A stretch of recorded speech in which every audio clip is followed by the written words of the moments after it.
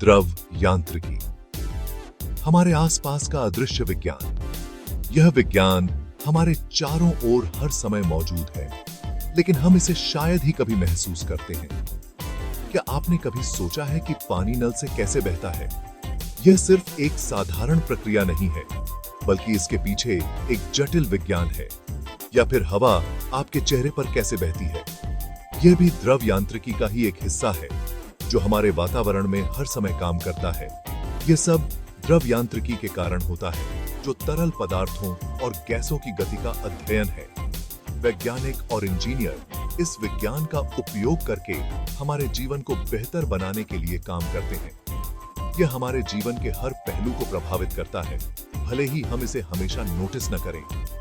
जब हम हाथ धोते हैं, चाय बनाते हैं या सुबह की ताजगी भरी हवा में दौड़ते हैं,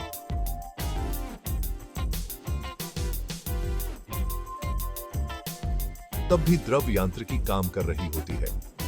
आइए इस आकर्षक क्षेत्र में उतरें और देखें कि यह हमारी सुबह की दिनचर्या को कैसे आकार देता है। जब हम अपने दांत ब्रश करते हैं या कॉफी बनाते हैं, तब भी यह विज्ञान हमारे साथ होता है, हमें एक बेहतर जीवन जीने में मदद करता है।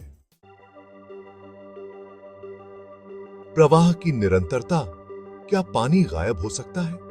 यह सवाल जितना सरल लगता है, उतना ही जटिल भी है। कल्पना कीजिए कि आप अपने दांत ब्रश करने के लिए नल खोलते हैं और अचानक पानी गायब हो जाता है।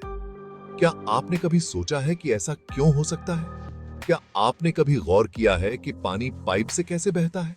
यह एक अद्भुत प्रक्रिया है, जो हमारे दैनिक जीवन का हिस्सा है। यह द्रव यांत्रिकी के एक मूलभूत सिद्धांत, सातत्य समीकरण का एक उत्कृष्ट उदाहरण है। यह समीकरण बताता है कि किसी भी बिंदु पर प्रवाह की दर समान रहती है। आप इसे नल के पानी के साथ देख सकते हैं। जब आप नल खोलते हैं, तो पानी एक समान प्रवाह में बहता है। जब पानी पाइप के संकरे हिस्से से बहता है, तो यह तेजी से बहता है, क्योंकि समान मात्रा में पानी को एक छोटे से क्षेत्र से गुजरना पड़ता है।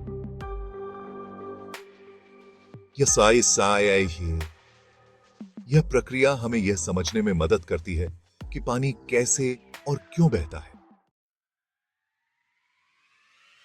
टूथपेस्ट और संवेग, एक दबा हुआ रहस्य। हमारी सुबह की गतिविधियों में द्रव यांत्रिकी का एक और दिलचस्प उदाहरण टूथपेस्ट की ट्यूब से टूथपेस्ट को निचोड़ना है। जब आप टूथपेस्ट की ट्यूब को निचोड़ते हैं, तो आप ट्यूब के अंदर टूथपेस्ट पर एक बल लगा रहे हैं। यह बल टूथपेस्ट को गति प्रदान करता है, और क्योंकि संवेग को संरक्षित किया जाना चाहिए, टूथपेस्ट को ट्यूब से बाहर निकलना पड़ता है। ऊर्जा का प्रवाह, केतली में उबलता विज्ञान। यह एक साधारण प्रक्रिया है, लेकिन इसके पीछे का विज्ञान बहुत ही रोचक और जटिल है।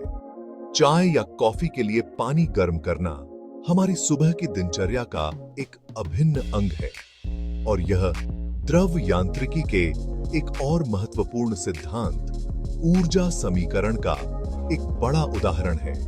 जब हम केतली में पानी डालते हैं और उसे गर्म करते हैं, तो हम ऊष्मा ऊर्जा का उपयोग कर रहे होते हैं। केतली में पानी गर्म करते हैं, तो आप ऊष्मा ऊर्जा को पानी में स्थानांतरित कर रहे होते हैं। यह ऊष्मा ऊर्जा केतली के माध्यम से पानी तक पहुंचती है और पानी के अणुओं को गति प्रदान करती है। यह ऊष्मा ऊर्जा पानी के अणुओं को गति प्रदान करती है, जिससे उनका तापमान बढ़ता है। जैसे जैसे तापमान बढ़ता है, पानी के अणु तेजी से हिलने लगते हैं और अंततः उबलने लगते हैं। यह प्रक्रिया हमें दिखाती है कि कैसे ऊष्मा ऊर्जा को द्रव में स्थानांतरित किया जाता है और कैसे यह ऊर्जा अणुओं की गति को प्रभावित करती है।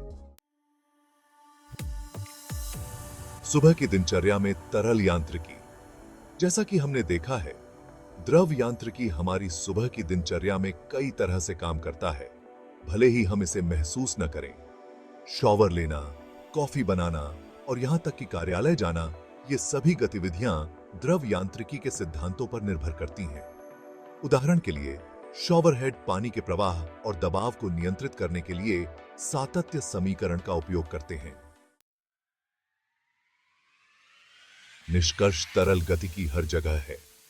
अंत में द्रव यांत्रिकी केवल एक जटिल वैज्ञानिक विषय नहीं है, बल्कि हमारे दैनिक जीवन का एक अभिन्न अंग है। यह समझ कि तरल पदार्थ कैसे व्यवहार करते हैं, हमें न केवल हमारी दुनिया को बेहतर ढंग से समझने में मदद करता है, बल्कि इसे एक बेहतर जगह बनाने के लिए नवाचार और समस्या समाधान के लिए एक शक्तिशाली उपकरण भी प्रदान करता है।